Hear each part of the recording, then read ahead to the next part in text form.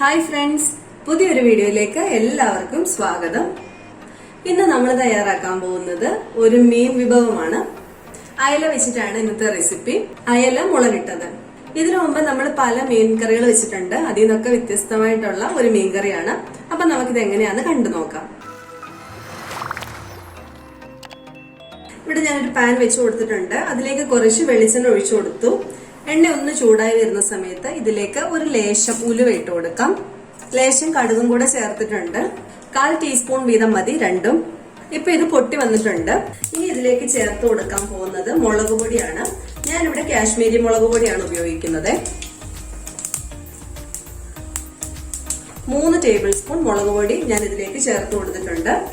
തീ കുറച്ച് വെച്ചിട്ട് വേണം ഇങ്ങനെ ചെയ്യാനായിട്ട്, അല്ലെങ്കിൽ മുളക് പൊടി കരിഞ്ഞു പോകും.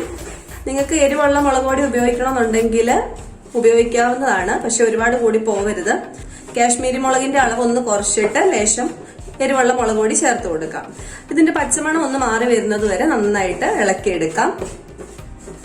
ഇങ്ങനെ ചെയ്യുമ്പോൾ തീ ഏറ്റവും കുറച്ച് വെച്ചിട്ട് വേണം ചെയ്യാൻ, അല്ലെങ്കിൽ നമ്മൾ ഈ പൊടി തന്നെ ഇടുമ്പോഴത്തേക്ക് പെട്ടെന്ന് ഇതങ്ങ് കരിയും. പിന്നെ കറിയൊക്കെ ആകെ ഒരു കയ്പായി പോകും. അപ്പൊ ഇത് മതി. പൊടി നന്നായിട്ട് ചൂടായി വന്നിട്ടുണ്ട്, പച്ചമണം ഒക്കെ മാറിയിട്ടുണ്ട്. പിന്നെ ഇത് അടുപ്പത്തുനിന്ന് എടുത്ത് മാറ്റാവേ. പിന്നെ നമ്മൾ ഈ കറിയിൽ ചേർക്കുന്നത് വാളംപുളിയാണ്. ഇവിടെ ഞാനൊരു 10 മിനിറ്റ് മുമ്പ് കുറച്ച് ചെറു ചൂടുവെള്ളത്തിലേക്ക് വാളംപുളി ഇട്ട് വെച്ചിട്ടുണ്ട്. ഇത് പിഴിഞ്ഞെടുത്താണ് നമ്മൾ ഈ കറിയിൽ ഉപയോഗിക്കുന്നത്, കുടംപുളിയല്ല. അപ്പൊ നിങ്ങൾക്ക് കുടംപുളി ഉപയോഗിക്കേണ്ടവർക്ക് അങ്ങനെ ഉപയോഗിക്കാം. അപ്പൊ ഞാൻ വാളംപുളി ഇതേ ഈ രീതിയിലാണ് ചെയ്തെടുത്ത് വെച്ചേക്കുന്നത്. ഇത് കറി ഉണ്ടാക്കുന്നതിന് ഒരു 10 മിനിറ്റ് മുമ്പ് എടുത്ത് വെക്കണേ, എന്നാലേ ഈ പുളി നന്നായിട്ട് അലിഞ്ഞ് നമുക്ക് നല്ല രീതിയിൽ ആ പുളി കിട്ടുള്ളൂ. അപ്പൊ ഇത് അങ്ങോട്ട് മാറ്റി വെക്കാം. ഇനി കറി ഉണ്ടാക്കാനായിട്ട് തുടങ്ങാം. ഞാനിവിടെ ഒരു അലൂമിനിയം ചട്ടിയിലാണ് മീൻ കറി വെക്കുന്നത്. അപ്പൊ നിങ്ങൾക്ക് മൺചട്ടി വെക്കണമെങ്കിൽ അങ്ങനെ ചെയ്യാവുന്നതാണ്. നമ്മൾ ചൂടാക്കി വെച്ചിരിക്കുന്ന മുളക് പൊടി ഈ പാത്രത്തിലേക്ക് ഇട്ട് കൊടുക്കാം. ആദ്യം തന്നെ നിങ്ങളൊരു ചട്ടിയിലാണ് മുളക് പൊടി ചൂടാക്കുന്നതെങ്കിൽ അതിൽ തന്നെ അങ്ങ് ചെയ്താൽ മതി കേട്ടോ. ഇപ്പൊ ഞാൻ നോൺ സ്റ്റിക് പാൻ ആയതുകൊണ്ടാണ് ഇതിലേക്ക് അങ്ങ് മാറ്റുന്നത്. ഞാനിത് സ്റ്റൗവിന്റെ പുറത്ത് വെച്ചിരിക്കുന്നതേ ഉള്ളൂ, ഞാൻ തീ കത്തിച്ചിട്ടില്ല കേട്ടോ. ഇതെല്ലാം നമ്മൾ മിക്സ് ചെയ്തതിനു ശേഷം മാത്രം തീ കത്തിച്ചാൽ മതി. ഇപ്പൊ നമ്മൾ പൊടി ഇട്ട് കൊടുത്തിട്ടുണ്ട്. ഇനി ഇതിലേക്ക് ചേർത്ത് കൊടുക്കാൻ പോകുന്നത് നമ്മൾ മുമ്പേ പിഴിഞ്ഞു വെച്ചിരിക്കുന്ന പുളി ഉണ്ടല്ലോ, അത് ഒന്ന് അരിച്ചെടുത്തിട്ട് ഇതിലേക്ക് ചേർത്ത് കൊടുക്കുകയാണ്. ആദ്യം തന്നെ ഒരുപാട് ചേർക്കരുത്, പിന്നെ നമുക്ക് പുളി കുറയ്ക്കാനായിട്ട് പറ്റത്തില്ല. ഞാനിപ്പോ ഇവിടെ ഒരു 1/4 കപ്പ് ചേർത്തിട്ടുണ്ട്. പുളി പിഴിഞ്ഞെടുത്തതിൽ നിന്ന് 1/4 കപ്പ് വെള്ളം ചേർത്ത് കൊടുത്തിട്ടുണ്ട്. ഇനി ഇതിലേക്ക് ചേർത്ത് കൊടുക്കാൻ പോകുന്നത് ഉള്ളിയാണ്. ചുവന്നുള്ളി കയ്യിലുണ്ടെങ്കിൽ ചുവന്നുള്ളി ചേർക്കാം, ഇല്ലെങ്കിൽ സവോള ചേർത്താൽ മതി. ചുവന്നുള്ളി ഒരു 3-4 എണ്ണത്തിന്റേത് മതി കേട്ടോ. പിന്നെ ഒരു കഷ്ണം ഇഞ്ചി ചതച്ചതാണ് ചേർത്ത് കൊടുക്കുന്നുണ്ട്. അതുപോലെ 2 വലിയ അല്ലി വെളുത്തുള്ളി ചേർത്തിട്ടുണ്ട്. ചെറിയ വെളുത്തുള്ളി ആണെങ്കിൽ ഒരു 4-5 എണ്ണം വരെ ചതച്ച് ചേർക്കാം. പിന്നെ ഇതിലേക്ക് തക്കാളിക്ക് ഒരു വലിയ തക്കാളിയാണ് എടുത്തിരിക്കുന്നത്. 2-3 പച്ചമുളകും എരിവനുസരിച്ച് ചേർത്ത് കൊടുക്കാവേ.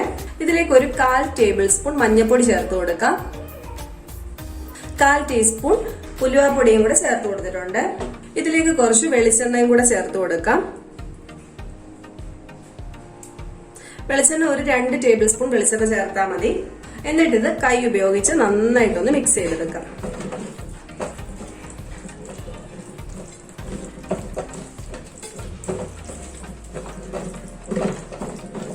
അപ്പൊ ഇതിലേക്ക് നമ്മൾ ഉപ്പ് ചേർത്ത് കൊടുത്തിട്ടില്ല. ഈ സമയത്ത് ആവശ്യത്തിനുള്ള ഉപ്പും കൂടെ ചേർത്തിട്ട് ഒന്ന് ഇളക്കിയെടുക്കും. നന്നായിട്ട് ഞെരടി വേണം ചേർക്കാനായിട്ട്. ആ തക്കാളിയൊക്കെ ഉടയണം, ആ രീതിക്ക് വേണം ചെയ്യാനായിട്ട്. ഇതെല്ലാം നന്നായിട്ട് ഞെരടി എടുത്തിട്ടുണ്ട്. ഈ സമയത്ത് ഒന്ന് രുചിച്ച് നോക്കണം, പുളി കറക്റ്റ് ആണോ നോക്കുക. ഒരു ലേശം മുന്നോട്ട് നിൽക്കണം പുളിയെ, എന്നാലേ കഷ്ണങ്ങളൊക്കെ ഇടുന്ന സമയത്ത് നന്നായിട്ട് പിടിച്ചു കിട്ടത്തുള്ളൂ. പുളി ആവശ്യത്തിനുണ്ടെങ്കിൽ പിന്നെ ചേർക്കണ്ട, പിന്നെ കൂടിപ്പോയാലോ ഒന്നും ചെയ്യാൻ പറ്റത്തില്ലല്ലോ. ഞാൻ നല്ലൊരു വലിപ്പത്തിലുള്ള നെല്ലിക്കയുടെ ആ ഒരു വലിപ്പത്തിലാണ് പുളി എടുത്തിരുന്നത്. അപ്പൊ നിങ്ങൾ നോക്കിയിട്ട് മാത്രം പുളിവെള്ളം ചേർത്ത് കൊടുക്കുക. അപ്പൊ നമ്മുടെ ഈ മിക്സ് റെഡി ആയിട്ടുണ്ട്. ഇനി ഇതിലേക്ക് വെള്ളം ചേർത്ത് കൊടുക്കാനായിട്ട് പോവാണ്. ഒരുപാട് വെള്ളം വേണ്ട കേട്ടോ. നമുക്ക് ഇതിലേക്ക് ഒരു 2 കപ്പ് വെള്ളം ഇപ്പൊ ഒഴിച്ചു കൊടുക്കാം. നിങ്ങൾക്ക് മീൻകറിയിൽ ഗ്രേവി ഒരുപാട് വേണ്ടവരാണെങ്കിൽ കുറച്ചുകൂടെ വെള്ളം ചേർത്ത് കൊടുക്കാവേ. പിന്നെ ഇതൊന്ന് തിളച്ചു വരണം.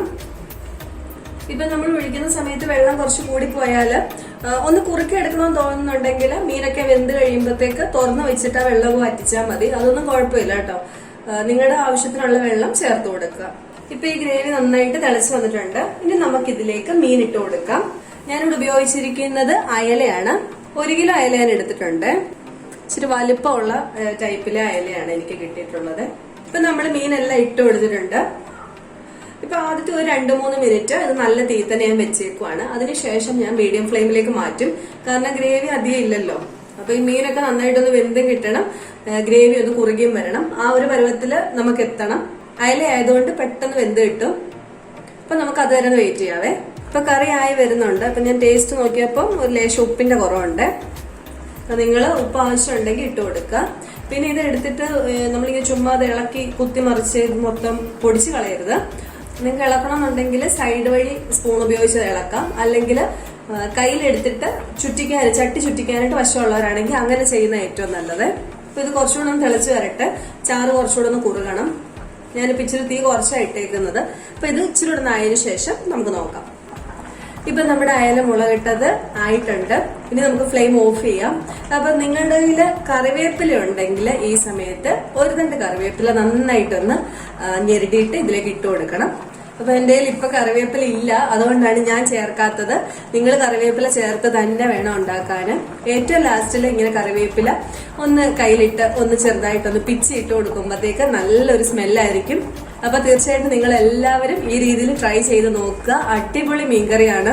പുളിയുടെ അളവ് കൂടി പോകാതെ സൂക്ഷിച്ചാൽ മാത്രം മതി. അപ്പൊ എല്ലാവരും ട്രൈ ചെയ്ത് നോക്കിയിട്ട് ഫീഡ്ബാക്ക് പറയണേ. അപ്പൊ അടുത്ത ദിവസം വേറൊരു വീഡിയോ ആയിട്ട് നമുക്ക് കാണാം. താങ്ക്